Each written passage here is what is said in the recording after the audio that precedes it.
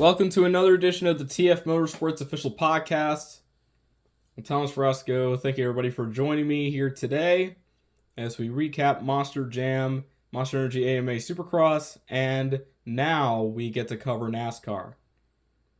But first, we're going to have to cover some serious situations with Monster Jam. Something happened last week, as we're going to do it right off the bat. So obviously Monster Jam had an event, two events, in Indianapolis, Indiana on the 3rd and 4th of February. And on those shows,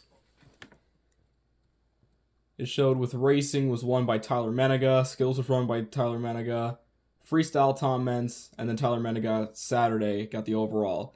Now Sunday, Tyler got racing, skills was won by Tom, freestyle was won by Tyler Menega. Tyler got overall. Now, the reason why I went through that quick is because we have a major thing to talk about.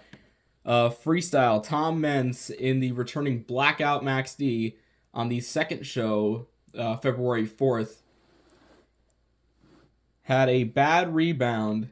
The truck would lift off that one turning berm, launch into the air, and land hard on the top of the roll cage. And then several days later, after we saw a lot of people surrounding the truck and then Tom Meents waving to the crowd as he was still in the truck being towed to the back, it's now been confirmed by Monster Jam a couple days ago that Monster Jam driver Tom Meents sustained an injury on Sunday, February 4th, 2024 at Lucas Oil Stadium in Indianapolis, Indiana. Tom is looking forward to a full recovery, but will be unable to compete during this time. Tom appreciates your overwhelming support and well wishes as he looks towards his continued future with Monster Jam. Now, obviously, people were wondering exactly what Tom's injury was throughout these several days, as Monster Jam's post was relatively brief on all social media platforms. Until just about a day ago or so, maybe it was 2 days ago, Tom Meents himself posted on his Facebook page, and I quote, "I'm sorry to say too many people like to spread untrue rumors. The fact is my neck was dislocated and was put back in place. I'm standing, walking, and moving every single one of my appendix like always. Thank you to the support of Feld Entertainment, the safety requirements of Monster Jam, the wonderful team at IU Health Hospital, and especially the amazing support of my wonderful family. I will very soon make a 100% recovery. I want to thank all of the great support from so many people that reached out to me, texted me, called me, messaged me, prayed for me, and sent their love to me. I love you all, and I can't wait to see you soon. Please share the maximum truth. Hashtag MaxDTough. Hashtag overcome challenges. Hashtag love every one of you." As that's a pretty frightening injury, definitely, especially with the way how that crash looked. It looked bad, just looking back at that. So, but glad Tom's okay, but still, he does have a little bit of an injury, and he'll be off starting tonight at Tampa. Colton Eichelberger will fill in for Tom Meents starting this weekend. Again, I don't know if it's like Jamie Sullivan where it looks like it's 2 weeks. Monster Jam or Tom did not put any sort of time frame, but as of right now, Colton Eichelberger will be driving Max D in Tom's truck in stadiums. Now, I want to bring this up. This is the second injury in a 2-week span. We had Jamie Sullivan in Newark and now Tom in Indianapolis. Now, the question, not too many people have brought this up. I think Samson TV, I think he brought that up. Like with these injuries happening suddenly back to back like that. One being an arena with the Apex ramp, which that's obviously a very tricky ramp with the way how that's set. And now with those very complicated tracks that they have in stadiums, Tom now has an injury. I need to ask this. Should Monster Jam make their tracks safer? Like, obviously, they could still go steep, but they should do something similar to like 2017 or 2018, where, yeah, it's a great track, but it's also spaced out in a way. So they got breathing room and they're able to go and make these landings and whatnot, because obviously, with the recent tracks that Monster Jam has been putting up for the last 3 years or so, it's kind of clustered up. Like, obviously the racing lane part is okay, but then you have the arena pod in the middle, berms. It seems too much, and I think this could happen more frequently if they don't do anything different about it. Like, maybe take away the berms, or get rid of the arena pod, or make some different adjustments to the track. Because again, they revealed the tracks differently this year. It's not like years previously where they brought it up in the kickoff. They just showed it up out of nowhere in the first week and tested it in the off season leading up to the 2024 season. So it's not like they have to stick with the same track. They can still change. I just really wish that obviously they could still do crazy tracks and whatnot, but they gotta make sure that they space everything out, because some of the greatest tracks in Monster Jam, even in more recent years, those tracks are a little bit more spaced out. They're like, they do have some challenging parts to them, but there's that big gap where you're not constantly hitting something and then something like that can happen. And then for the arena tracks, the APAC has always been sketchy. Either Monster Jam should do something similar with the stadiums, like have it more of a solid wall for a backflip, or just remove the whole thing entirely. Because I don't want any other driver having this type of injury, because this is, like, obviously if it was very spaced out, like one being January, one being April, I may or may not be talking about it, but this is 2 weeks in a row we're having at least one injury with Jamie and Tom. So I really have to bring this up. So yeah, I really hope people will think about that and maybe do a change to the tracks. Like, still have it like steep ramps and still some like good stuff and maybe some challenges still, but obviously not having it so clustered and like very complicated of a track, because that, as we've seen, it's leading to some pretty bad results. Even though that the shows have been a little better, but it still is now starting to be a little unsafe. And then for the arena backflip, they should really try to think about that too. So that's something we should definitely start. We should definitely like talk about this a little bit more. We should really bring this up, because obviously if we don't bring this up, no one's gonna bring it up. So yeah, I've been thinking about talking about that for a couple days after it was announced that Tom got injured. Because yeah, that's 2 weeks in a row, 2 injuries. Like, who knows if this week we're gonna have another? You know, that's why you gotta have that in the back of the mind and do some adjustments to the track. Either that, or also maybe change up something. Like, I don't know. I think Monster Jam might need an overhaul, especially with what's going on right now. So that's what I think. I think they should definitely change the tracks, and yeah, with the backflip in arenas, and then space out the stuff in stadiums. Yeah. So once again, so going back on track to points. Tyler Menega. Who is going to stop Tyler Menega, obviously? At this point, the only one that's going to be closest is going to be Tristan England, as Tom, just like Jamie Sullivan, which we'll get to, is going to drop in points. Tom right now is at 193. He might drop. Again, I don't know if Colton will get points, or will they just drop back and not score anything. But we'll see on that. But Tyler Menega, 250 points. Tristan England in JCB Digatron, 225 points. He's the closest one with Tyler. Other than that, it's all Tyler Menega. So I think he's probably going to pull this one off and then maybe get a championship again. World Finals predictions, we'll get to that when we get to that. But Yeah, he's looking dominant.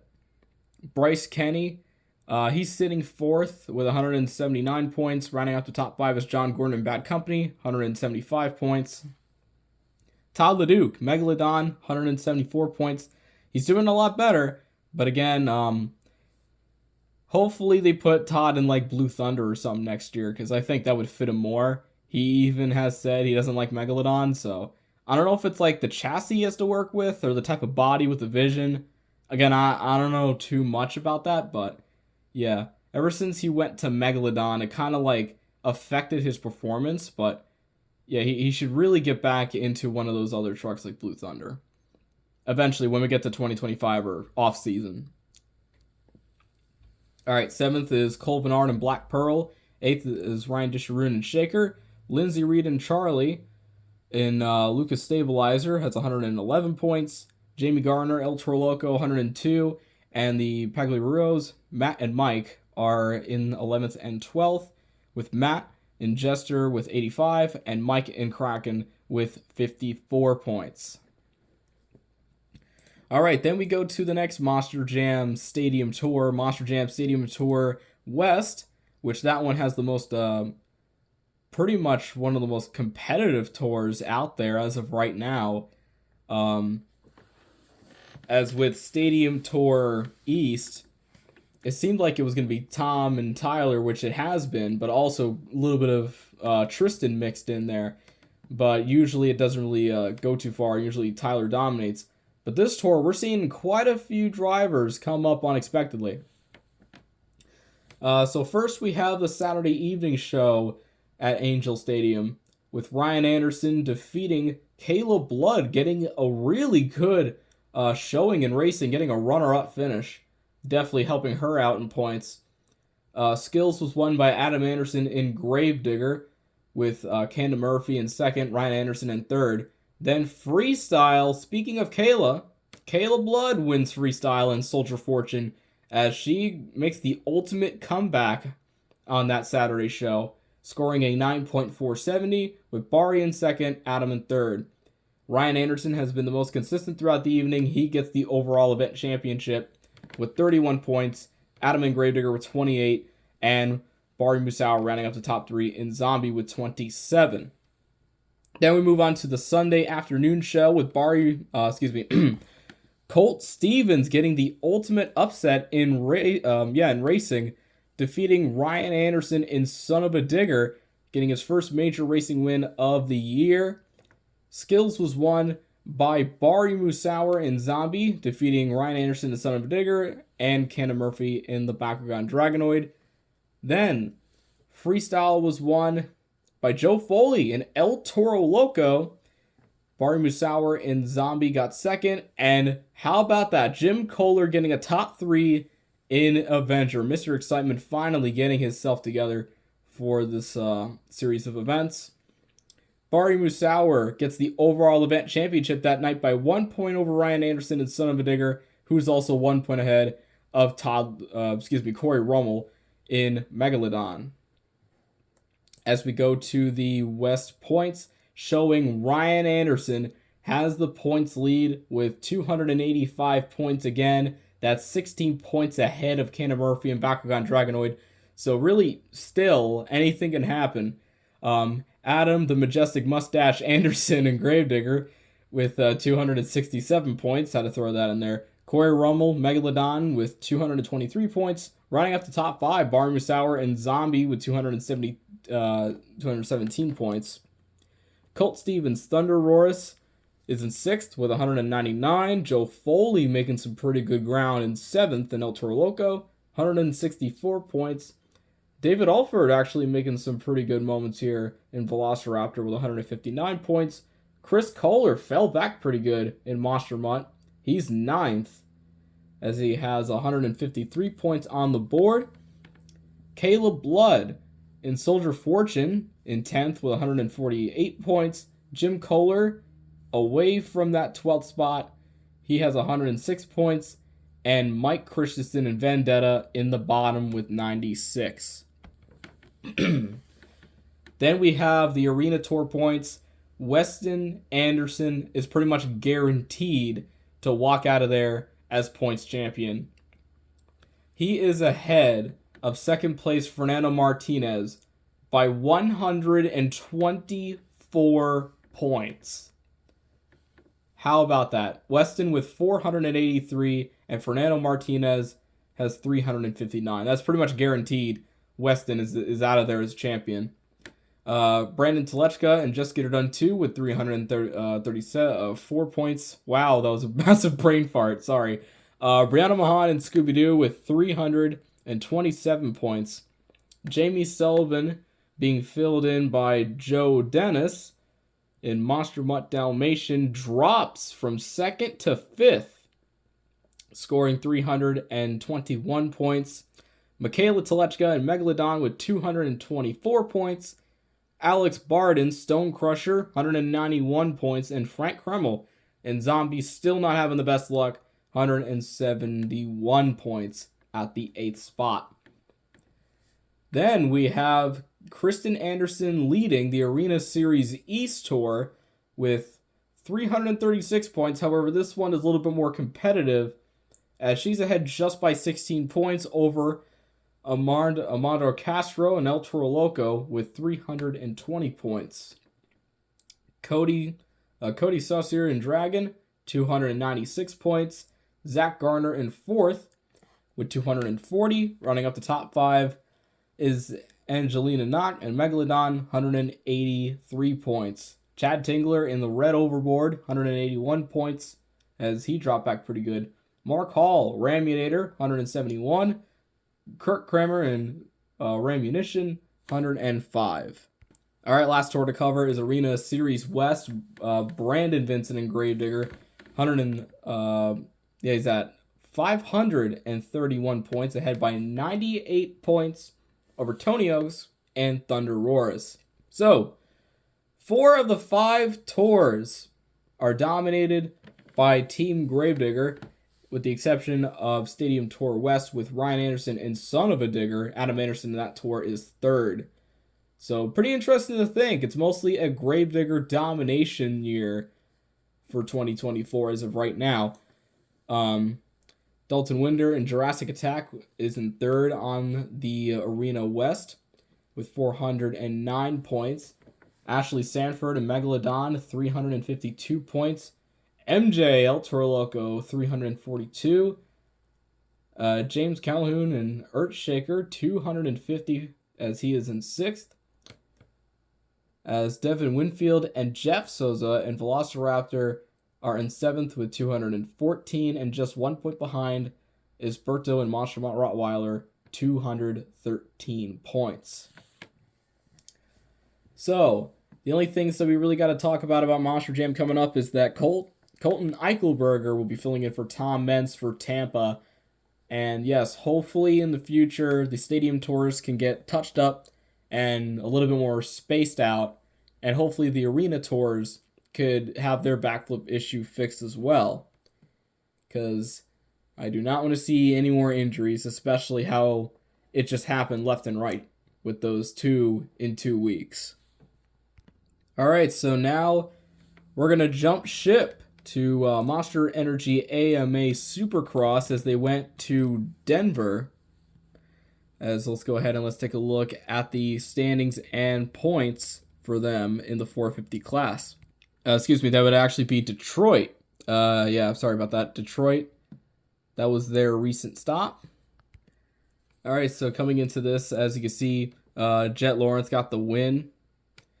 Second was Chase Saxton. Ken Roxon getting a top 3. Cooper Webb 4th. Jason Anderson in 5th. Aaron Singer in 6th. In 7th, it would be Dylan Fernandez. In 8th place, it was Hunter Lawrence.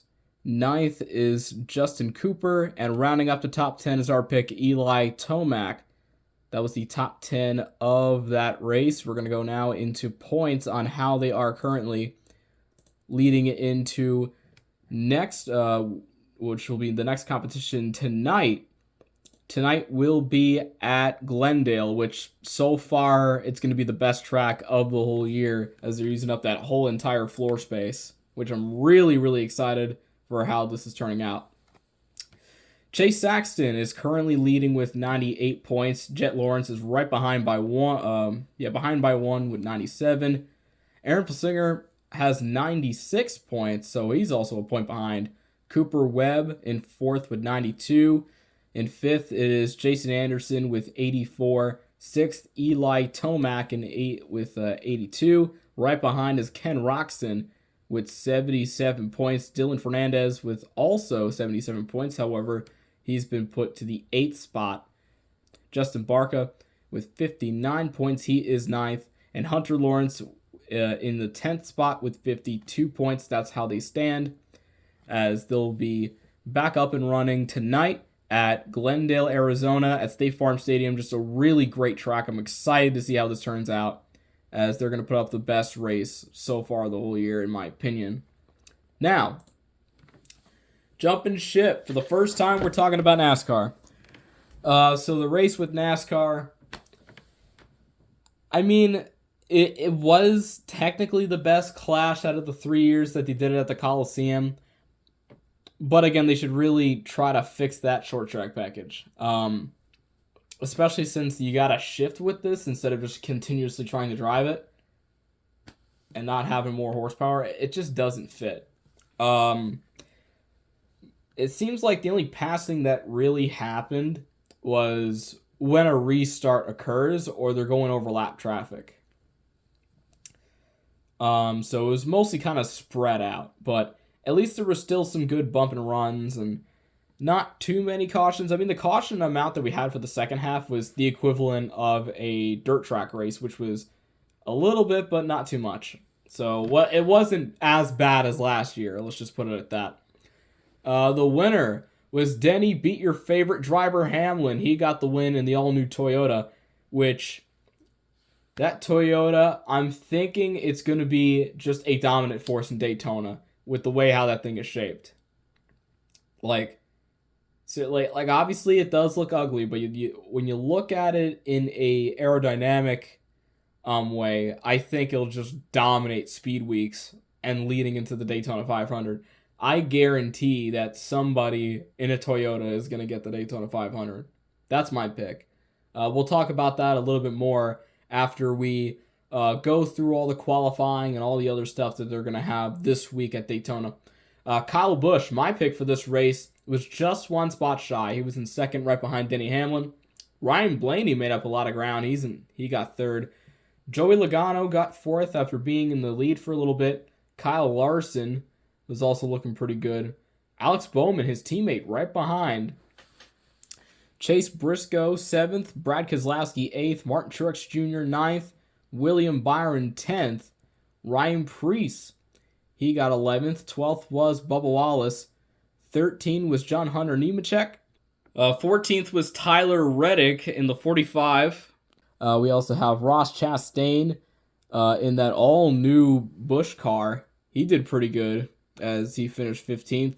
Ricky Stenhouse Jr., the defending Daytona 500 champion, he got 16th. Corey LaJoie got 17th. And then we go to Ty Gibbs. He placed 18th. How about that? Ty Gibbs actually was up in the front for a little bit. He was doing really good until one restart bumped him out and then eventually got into a tangle. Looked to be... I'm trying to look back. I'm trying to remember because, again, that was last week. But yeah, he got tangled with somebody and got into the wall after dropping back a little bit. So yeah, tough break for Ty Gibbs. But again, that's some good showings for the rookie. Hopefully he'll do good in the future. Michael McDowell got 19th. Noah Gragson, 20th. Justin Haley, 21st. Chase Elliott, 22nd. Very low. And Todd Gilliland in last in 23rd in a short race. Again, NASCAR's decision moving it from Sunday to Saturday was a really, really good move, honestly. Again, since it's not a points-paying race, and with Sunday being really tough, and Monday, Tuesday, Wednesday, I'm glad they still had it happen, and both that and the Mexico Series race went well, which also, the Mexico Series race actually delivered pretty good. Yeah, that one was actually not too bad. Which that was a couple hours after, which I think it was delayed a little bit. But they managed to get that one in too on the same night. And yeah. So both of those races went really, really, really well. In that race, Daniel Suarez got the win. So yeah, NASCAR will be going to Daytona with their build up to the Daytona 500, which they're going to have qualifying, they're going to have the dual races, all leading up to the Daytona 500 coming up. So that's going to be really exciting. So that's going to be it for this episode of the TF Motorsports podcast. Thank everybody for tuning in. We'll see you next week for more coverage on Monster Jam, Monster Energy AMA Supercross, and NASCAR, and possibly some big news if it does pop up in the area. See you guys next time.